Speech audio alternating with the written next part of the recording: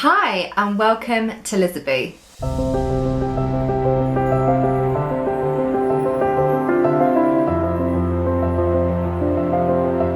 So today's video is all about mastering your goals in 2021, and this is a talk I recently conducted for Self, the self-development community that I have been running for about 3 years now. I will do a separate video on Self because it's kind of a beast of its own and it really needs its own video introduction, which I just haven't had time to do. But essentially, the self-development community is a free meetup that I started locally in a coffee shop for those who are really passionate about personal development, just like I am. And it started in a lovely coffee shop and obviously since has gone online because of everything that's been going on. And each month we essentially come together, we have a speaker, do some kind of topic on personal development. That could be everything from nutrition and health and fitness, all the way to goal setting, like what I'm talking about today, all the way to things like motivational and inspirational talks. So we really have a complete eclectic mix of talks at Self, and I conducted the January talk all about mastering your goals. Now, for some of those who didn't manage to come to the event, I had so many requests to record a video or something or to share it publicly so that you could catch up. So even if you're not part of the Self meetup and the community, then I'm sure you can get some insights or inspiration from how I master my goals, essentially.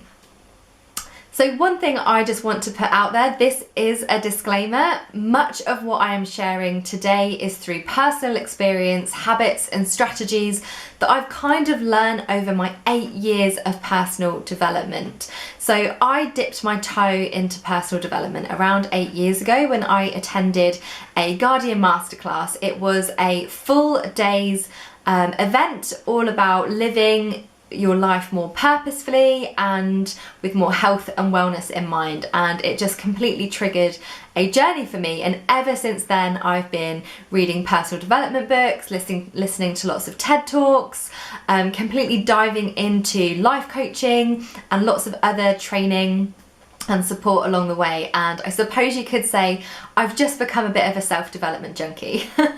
So essentially Self is where I get to really enjoy all of those elements, like sharing book ideas, podcast ideas. So if you do want to join us, then I have popped a link below this video so that you can join it. The meetups every month are completely free and they will always stay that way. But it's just a great way for you to meet like-minded people who are also on a personal development journey. Anyway, today, like I said, I am mastering goals, talking about mastering goals and kind of how I see that and some of the strategies and habits and things that I've done and things that I've worked on in order to achieve things in my life. So I highly recommend you grab a pen and paper, put yourself in a quiet, comfortable space where you can really take it all in, because hopefully what I'm going to share is going to be useful and we can get going. So the first thing I just have to say is I am obsessed with setting goals. I've always been an incredibly driven and ambitious person, but goal setting is something that I really enjoy. I really like to have a purpose and a driver in my life that is helping me move towards something. So this is my current little goals that I'm working on. My current goal is actually to be fit, focused and in flow for the next 90 days.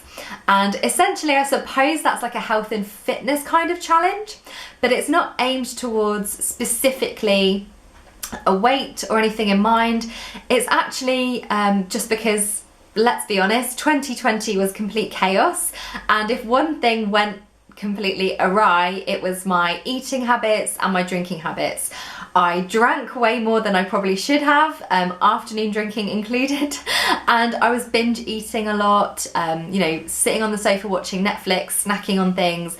So my food intake dramatically increased, and obviously with that, my weight has increased. So I just want to get back to feeling better. It's not necessarily that I want to lose a certain amount of weight, it's just that I want to get back to feeling good again. So for the next 90 days, both me and my partner are following this kind of taking things out, adding things in kind of method. So the things we're adding in is like hitting 10,000 steps every day, no matter the weather. We are removing alcohol from our diet for the next 90 days. We're removing general rubbish that you don't really need to eat, like chocolate, crisps, sweets, biscuits. And then obviously we are also adding in a bit of physical exercise as well. So we do a lot of yoga in the morning, but we're also adding in the odd kind of 30-minute quick online workout that we can do in the evening. So that's what we're kind of adding in. And then things that we're taking away is obviously we're removing alcohol. And one of the other big things that people are in total shock about is that we're removing Netflix, but only from Monday to Thursday. So we remove it for those 4 days just because, again, 2020 was heavily Netflix focused. So, I mean, we're still in lockdown at the moment. When I'm recording this, it's January 2021 and we are in lockdown again in the UK. And it can just really feel like a bit of a hamster wheel, like you're constantly doing the same thing every single day. It's kind of like, yeah, this monotonous kind of rhythm that you get into. And it was happening with the whole Netflix thing. So we basically decided to take it out for 4 days to help us do something different in the evening, just to mix it up. You know, we can enjoy it at the weekends, but actually in the weeknights, let's do something different. So I'm doing some more online learning and getting some more qualifications, doing piano practice, knitting, just writing letters to some pen pals. I've really kind of mixed it up with lots of different things. I've created kind of a list, which again I'd be happy to share with you, like my joy list, which I go to for those 4 evenings a week. So that is what we're doing as well. So that's just a current kind of update, if you will, a very long-winded update about where our current goals are and what that is for the next 90 days. Anyway, on to mastering your goals after that little interlude. So before we begin any kind of specific goal setting, I really want you to ask yourself, what is it that's stopping you right now from achieving your goals? And be really, really honest, because let's face it, the biggest excuse is going to be COVID. But there are probably other things that you might feel are in your way. So it could be your finances, it could be support, it could be that your health isn't great, it could be your environment, or it could be something like your mindset or how you feel about your goals. So before we go into the strategies and habits that you need to adopt in order to master your goals, the one thing you have to be really clear about is what you believe is standing in the way of your current goal. One thing I often get picked up on is this goals versus intentions kind of argument. People often don't like the term goals because it's very male, it's very final, so it's very finite, and it can really trigger some people, and they prefer to use the word intentions, which I totally get. We all have different words and language that can trigger us, but truly a goal is something about the future, whereas intentions are much more about the present. And that is something that we can often get confused with between what's a goal and what's an intention. So a goal is something you're working towards, whereas an intention is something that you should try and have in the present moment and living intentionally. When thinking about your goal, it's really important to understand what type of goal it is. Now, this is just a structure that I have come up with. Like I say, over my journey, I've kind of subsectioned goals into specific categories, just because for me, it works a lot better in understanding the length of time or the enormity of the goal. Does that make sense? So I've kind of subcategorized goals into 3 categories. So linked goals, things that you kind of need to achieve one thing in order to achieve another thing. So it's kind of linked goals. A great example for a linked goal might be, okay, you want to buy a new house, but you also then, the first goal kind of needs to be, you need to save the deposit. So really that's the first goal. And it might even be that, oh, hang on a minute, once you've done all your reviewing and your auditing, you realised the job or the income that you have at the moment won't get you to that house or that mortgage that you need for that house. So your first goal, when you track it all the way back, might be that you need to come up with a new revenue stream or create a new job or find a new career. So you can see what I mean by there's sometimes like these links that happen in that goal, and it's really important to kind of trace it back to what actually that first goal is. So that's why I call it a linked goal, because it's almost packaged. There's lots of different areas that you need to go through. Another thing is a big goal, and of course this is completely subjective. What I think is a big goal might be completely different to what you think a big goal is, but for me a big goal and how I understand it is something that's quite life-changing, that's going to be quite big. So it might be something to do with your lifestyle and where you're living, like moving to another country. That to me is a big goal. Moving house is a big goal. So do you know what I mean? It's things like that. It might be a big goal to you, might be losing a certain amount of weight. Whatever it is, there are certain things that almost give us that little bit of fear that we go, ooh, this is going to take a while to think about. So big goals are something that maybe scare us and they feel slightly unattainable, but they're not. And then of course a micro goal is something that is a lot smaller, a lot more shorter term. So it might be something that you try and do over 30 days or 90 days. So it's a lot shorter term goal essentially. So it's much smaller. It might be something to do with just changing a habit. So maybe you just want to make sure that you're waking up at a certain time every day, or you're adding in a morning ritual that you want to adopt. Something where you're habit changing most likely, or taking up something new, rather than this big, grand, life-changing goal. So truly, no matter what size your goal, be that a linked goal, a big goal, or a micro goal, there are always going to be steps that you need to do in order to achieve it. And this is the fun part. This is where you are breaking down that goal to really understand all of the actions and things you need to do almost every day or every month in order to show up for that goal and make it a reality. So these are things like, let's take the classic example of running a marathon. Now, you may have never run a marathon before, you may have never even run, but you've got this idea that actually in your bucket list, you really want to run a marathon. Now, that seems huge to people that, you know, don't run at all, and it is big because that's a pretty lengthy way to run. But of course, what you need to do is break it down bit by bit. Now, one of the first things you're going to have to do is obviously buy some running trainers, because you need to make sure that you've got the right equipment to get you going, and it's really important to have the right stuff in order to feel excited about what you're doing. The next thing it might be is learning to just do a small 3 or 5k, so something really short that you're comfortable running. So perhaps you break it down of, okay, I'm going to do it every week on this day, I'm going to run this amount of time. So it's all about breaking it down. And it's all about being intentional as well. So what things in your daily practice, in your day-to-day life, where can you add that in? Because it's all well and good going, oh yeah, I'm going to run 3 miles every week. But if you're just starting out running, maybe where are you going to add that 1 mile in and add it to a walk or something? So it might be something like that.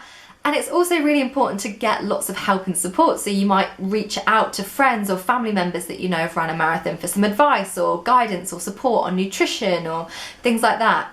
So really get serious about all of the elements that are your unknowns, so that you have a really clear path and really clear steps of what you need to do every day, every week, every month in order to hit that goal. Now, for me personally, I used to be someone that used to set really huge goals across an entire year. that felt really heavy and big, and I kind of ended up not really enjoying the journey. So that's why I'm really anti New Year's resolutions, because there's not enough action and there's not enough micro action in your year to really feel like you are getting further.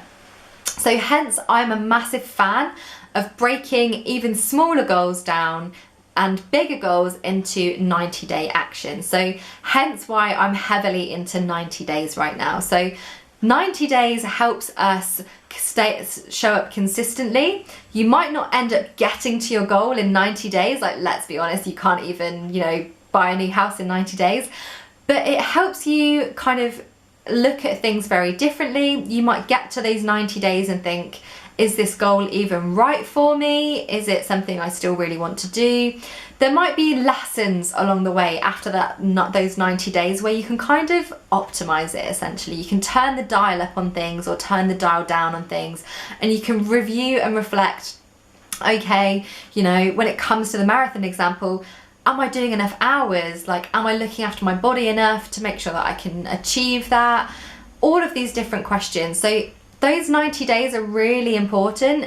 Even something as simple as improving your nutrition, or just doing one thing a day, like some yoga, or like reading up on an article about marathons, just something where you're consistently showing up for that goal is immediately going to make you think differently about it and make you feel like you're still working towards it, even when it does feel like a huge goal. So the next few kind of secrets I'm going to share with you are things that I've learnt over the past 8 years after really getting into goal setting and realizing, oh, hang on a minute, there's got to be more to this, because I was doing all of the steps, I was breaking it all down, but then I sometimes wasn't quite hitting the mark, or it would maybe take me slightly longer on my goals. So I've worked heavily in regards to my personal development in 2020. In fact, I've spent so much time doing personal development. I feel like 2020 was the year it all kind of sunk in. If that resonates with you, then it does. If it doesn't, I don't know. But you hear the same things over and over again. People keep telling you about different things, different methods, and you're like, yeah, I know that. But it's so different to actually doing it. So you know it, but you don't always do it. And this, I think 2020, for me personally, was a great year of actually doing all the things. So these are some of the secrets that I wanted to share that I just wish people would have told me in the early days of goal setting, and I feel now that they've sunk in, my goals are so much more fruitful than they used to be. So the number one thing about goal setting is understanding your why. Why are you setting that goal? Seriously, why?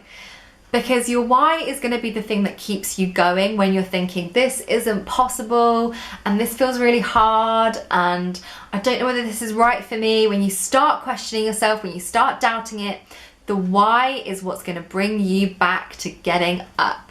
So it really is important to understand why you're doing something. Why do you want to run a marathon? Why do you want to be healthier and fitter and all of these things? Like really understanding the purpose for why. Why do you want to move abroad? Why do you want to start a business? What is your why? Like, you have to get with your why, because as soon as you have your why, when things are tough, and they do get tough, you are encouraged even more and spurred on to keep going.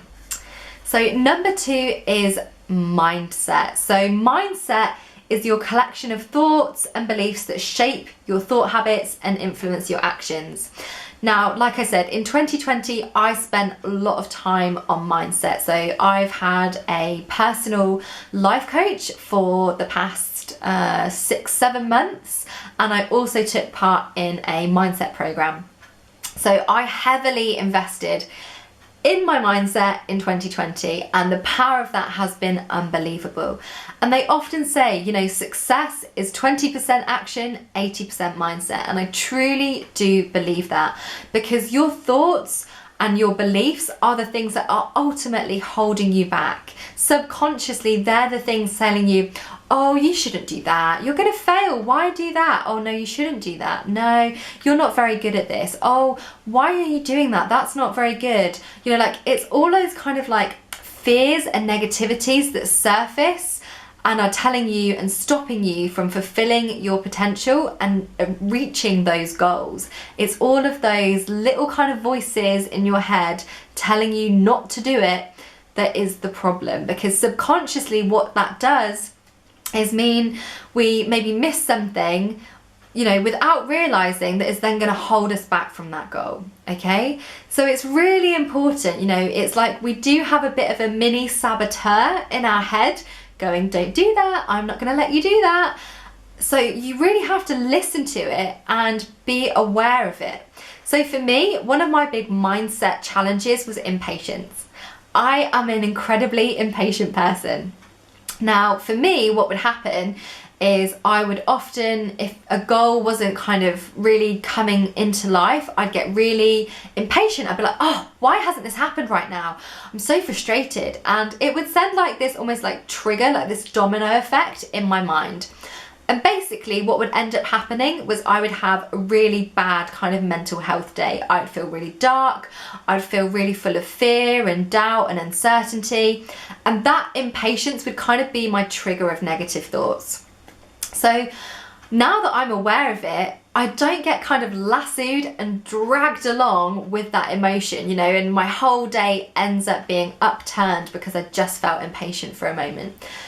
Instead, I've trained myself to be aware of when that happens and recognize when I'm feeling impatient and go, oh, hang on a minute, that's impatience. We don't need that here. Because what happens is when you start being impatient and in those negative emotions, you don't then take actions and you don't feel good about your goal. So you start kind of almost ignoring it and kind of dismissing it and not showing up because you don't believe you're good enough in some way, shape or form. But you are. So 100% work on your mindset and where those fears are coming from. Some of mine, after unearthing them, have come from all sorts of triggers and traumas that I've been through in my life. It's just almost like the crumbs of that are still in my brain, trying to kind of hold me back from things. And it's fine, you know, our mind is there to keep us safe, but it also has this really bad habit of also holding us back from doing some incredible things that push us out of our comfort zone. Another thing that I learned was not being attached to the outcome. Now, this is something that easily happens with goals, okay? So we can get really attached to how that outcome looks. And the more attached we get, the more kind of less open we are to the experience and the journey of going towards that goal. Because we shouldn't just be focused on how it feels to get to that end destination, we should be focused on how it feels through the journey of that whole experience of trying to achieve the goal, because the journey is often the most exciting part about that whole experience. So what I'm saying is don't get too wrapped up in what it looks like in the end. Just enjoy the journey and think, wow, isn't this awesome? I'm growing, I'm learning every day, I'm learning something new. It's all positive. Because as well, the outcome might look very different, because it might be something that, you know, you've thought about so heavily, you can't appreciate it when you get there. So I would 100% say, try to enjoy the journey as much as possible, because your outcome, you may decide it wants to look different, but it's all about experiencing the journey as much as possible. So another thing that not enough people talk about when they're goal setting is the feelings behind it and how you're going to feel when you achieve that. So I'm very much a believer that our feelings impact our thoughts and our thoughts impact our actions, and it's like this kind of ripple effect that goes on. And if we don't feel into it, we're not really going to know, like, we're not going to be directing our mind and our body to that goal, to that thing that we want to achieve. So really feeling into our goals is really important, how it's going to make us feel, how the journey is going to feel, all of it, everything that's involved in it, because our feelings are so telling, but we're really good at kind of ignoring them. So instead, really feel into it, and the more you feel into it, the more you'll be excited to go on that journey and to achieve that goal. So I really mean it. I mean, people say, you know, visualization boards, they are great. They're a constant, conscious reminder of what you are going towards. And I've done a previous video all about vision boarding. But we also have to sit and meditate and feel into how it is going to look and feel, what emotions are we going to feel. Like when I'm visualizing some of my goals, I get quite emotional because I'm so excited, I'm so full of joy and gratitude to experience it that my body is already almost there. It's just my mind and my reality that needs to kind of keep up and catch up almost. So really feel into it. Like just take 5 minutes every morning to feel into your goal and how it feels. Another part of goal setting is positive mental attitude, PMA. People talk about this all of the time, but actually it can be really hard. You know, when you do have those blips, those dark days, how can you kind of come back up so that you actually want to get on with your day and get on with your goals? One of the most fascinating parts of us as humans is the fact that we all have vibrations. We are cells, we are atoms. So we have this natural vibration, and there's a fantastic study by the University of Brighton, which I will link in this bio to the YouTube channel. And basically they were talking about how, you know, we physically, when we are happy, we have a really good natural vibration in our body. When we're not so well, we actually have a really kind of low vibration, a low energy. Now, in order to help kind of increase our mindset and our mood and our feelings, we actually need to physically lift our vibrations. And so the best way to do this is to put on some great fun music, is to watch something funny, whatever is going to help you really lift your vibration. Just have some fun, because the more fun and open-minded you are about your goal, the more you're going to enjoy the experience. So trust me, you need to physically raise your vibrations as well. Now, I'm still learning to do this, but ask for support. This is something I'm consistently practicing, because I am a fiercely independent woman, and I'm really struggled to asking for help or support throughout my life. But the truth is, when we ask for help, we go so much further than we would do when we are on our own. So I have an invisible team around me who are my cheerleaders in life, and without them, I know I would not be as far as I am now. You know, especially being a female founder, it can be a lonely place, but I am so fortunate that I do have people around me who are cheering me on, supporting me in lots of different ways. And so you need to find your cheerleaders as well. You need to find those people who are going to cheer you on, support you, guide you, pick you up when you feel like you don't really want to do it. So find those people and ask for support. Okay, we need to talk about self-love and self-care.